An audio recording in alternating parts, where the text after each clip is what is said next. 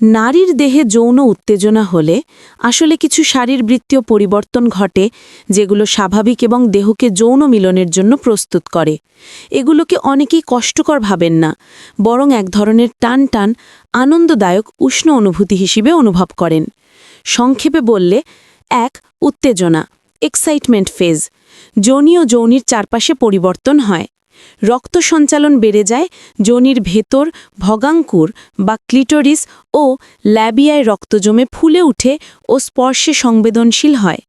যোনির ভেতর ভেজাভাব তৈরি হয় যাতে মিলনের সময় আরাম হয়। যোনির ভেতরটা সামান্য প্রসারিত ও নরম হয়। সারা দেহে অনুভূতি, স্তন ও নিপেল শক্ত বা টানটান হয়ে যায়। হৃদস্পন্দন, শ্বাস ও শরীরের তাপমাত্রা কিছুটা বাড়ে। শরীরে হালকা কাঁপুনি বা উষ্ণ স্রোতের মতো অনুভূতি হয়। ত্বক কিছুটা লালচে বা উষ্ণ অনুভূত হতে পারে। স্তনে রক্ত সঞ্চালন বেড়ে টানটান ভাব বা ভারী লাগতে পারে।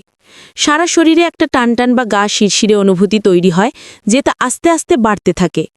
কারো কারো ক্ষেত্রে পেশিতে হালকা খিঁচ ধরার মতো বা কাঁপুনি আসতে পারে। আস্তে আস্তে উত্তেজনা আরও বাড়ে এবং শরীর যেন চূড়ান্ত প্রস্তুত অবস্থায় থাকে। যোনি আরও প্রসারিত ও পিচ্ছিল হয়। ভগাঙ্কুর অনেক সংবেদনশীল হয়ে যায়, তাই অনেক সময় শরীর নিজে থেকেই ভগাঙ্কুরকে কিছুটা ভেতরে টেনে রাখে। রক্তচাপ, নাড়ির গতি ও শ্বাসের গতি আরও বাড়ে। সারা শরীরে গরম বা টানটান চাপ অনুভূত হয়, যেন জমে আছে।